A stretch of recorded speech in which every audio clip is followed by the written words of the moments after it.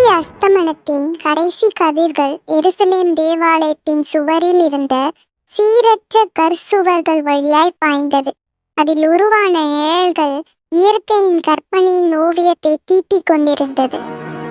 வயதில் இளமை, அந்த இளமைக்கேற்ற துடிதுடிப்பான மற்றும் அதே சமயம் பதற்றமான மனநிலைமையோடு ராஜா யோசியா அங்கேயும் இங்கேயும் நடந்துட்டு இருந்தாரு. வயதான பெண் தீர்க்கதரிசி ஹுல்தா அதை கவனிச்சிட்டு இருந்தாங்க. ராஜா யோசியாவின் கைகள் நடுநடுங்கிட்டு இருந்தது.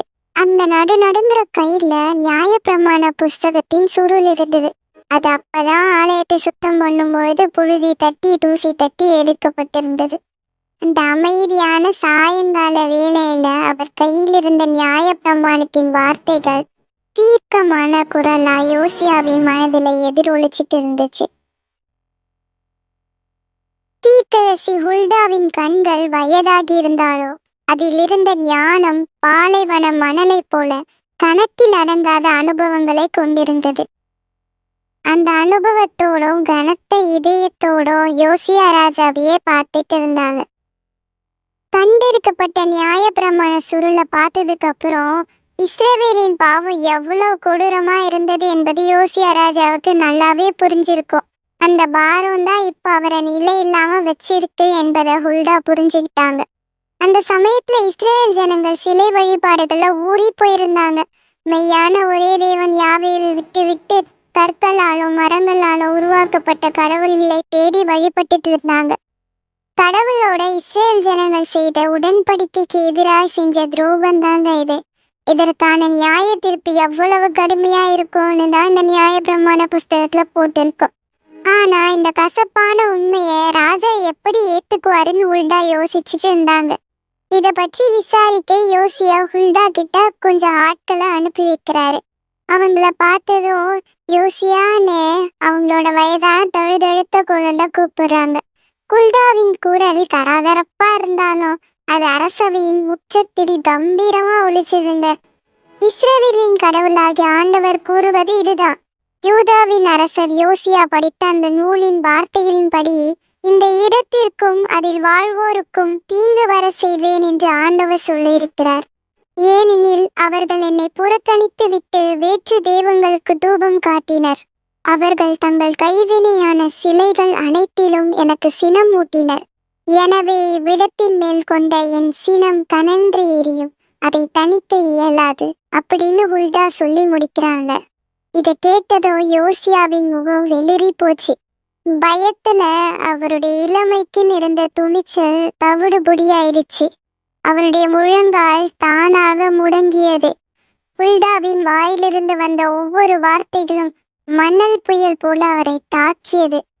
ஒவ்வொரு எழுத்தும் இதயத்தை துளைத்தது. இனிமேல் விடிவே இல்லையா, எங்கள் மீறுதல்களுக்கு இரக்கமில்லையான்னு உடைந்து தன்னுடைய ஆடைகளை கிழித்து கொண்டு அரண்டு போயிருந்தார். அந்த நேரம் ஹுல்தாவிடமிருந்து ஒரு செய்தி வந்தது. அது முந்தைய கடுமையான செய்தியை உருக்குவது போல மிகவும் மென்மையான பனி போல இருந்தது. அரசரே, கிருபை இலவசமாக கொடுக்கப்படுகிற ஒரு பரிசு தான். ஆனா அதுக்கு விலை இல்லாம இல்ல. கர்த்தர் உன் துக்கத்தை பார்க்கிறார். வறண்ட பூமியின் மழை போல் உன் கன்னங்களில் கரை படிந்த கண்ணீரை காண்கிறார். உன்னுடைய மனம் திரும்புதலின் சத்தம் அவருடைய காதுக்கு எட்டியது.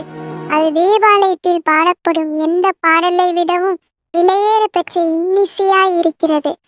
ஆண்டவர் நிச்சயம் இரக்கம் பாராட்டுவார்னு சொல்றாங்க. விரிய போகும் முட்டு போல் யோசியாவின் நம்பிக்கை மீண்டும் அவன் கண்களில் மலர்ந்தது.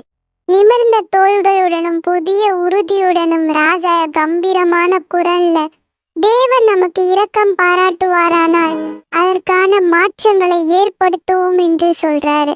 நம்முடைய தேவாலயத்தை தூய்மையாக்குவோம். பொய்யான சிலைகளையும் விக்கிரக ஆராதனையும் அகற்றி இந்த நிலத்தை பரிசுத்தமாக்குவோம்.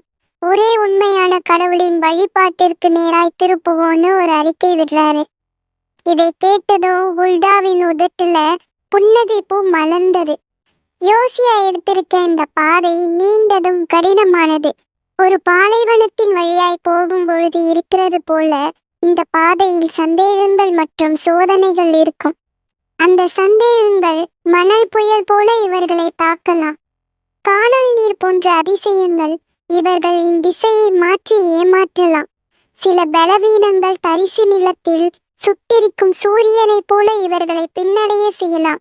ஆனாலும் யோசியாவின் கண்களில் நெருப்பு போல பற்றி எரிந்த உறுதியான வைராக்கியம் தன்னுடைய கண்களிலும் பிரதிபலிக்கிறத உல்தா பார்க்கறாங்க.